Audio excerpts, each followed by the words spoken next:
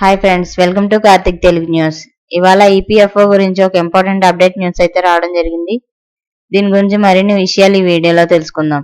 దయచేసి వీడియోని ఎక్కడ స్కిప్ చేయకుండా చివరి వరకు చూడండి ఫ్రెండ్స్. అలాగే మా ఛానల్ సబ్స్క్రైబ్ చేసుకుని మాకైతే ఒక సపోర్ట్ అయితే ఇవ్వండి.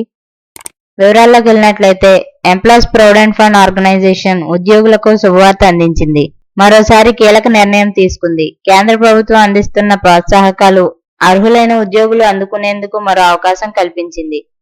UAN activation, bank account, Aadhaar number link కోసం మరోసారి గడువు పొడిగించింది. కొత్తగా ఉద్యోగంలో చేరే వారికి ప్రోత్సాహకాలు కల్పించేందుకు కేంద్రం ఎంప్లాయ్మెంట్ లింక్డ్ ఇన్సెంటివ్ స్కీమ్ తీసుకొచ్చింది. దీని ద్వారా కొత్తగా ఉద్యోగంలో చేరిన వారికి 1 నెల జీతం ప్రోత్సాహకంగా ఇస్తారు. అయితే అర్హులైన ఉద్యోగులు తమ యూఏఎన్ యాక్టివేషన్ లో ఉంచుకోవాలని ఈపీఎఫ్ఓ కోరింది. ఇక ఈ క్రమంలో యూఏఎన్ యాక్టివేషన్ గడువు ఫిబ్రవరి 15వ తేదీతో ముగియగా ఇప్పుడు మరోసారి పొడిగించింది. యూఏఎన్ యాక్టివేషన్ గడువును మార్చి 15, 2025 వరకు పొడిగిస్తున్నట్లు తాజాగా ప్రకటించింది. యూఏఎన్ యాక్టివేషన్ బ్యాంక్ ఖాతాతో ఆధార్ లింక్ చేసుకునేందుకు ఇప్పుడు మార్చి 15 వరకు అవకాశం లభించినట్లయింది.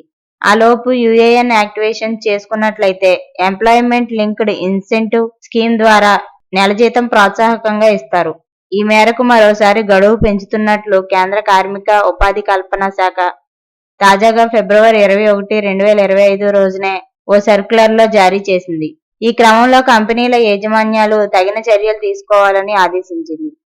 అర్హులైన ఉద్యోగులకు ఈఎల్ఐ ప్రోత్సాహకాలు అందేలా యూఏఎన్ యాక్టివేషన్ లో ఉండేలా చర్యలు తీసుకోవాలంది. సో ఫ్రెండ్స్, ఇది update news. Thank you friends. Thanks for watching this video. Yeah.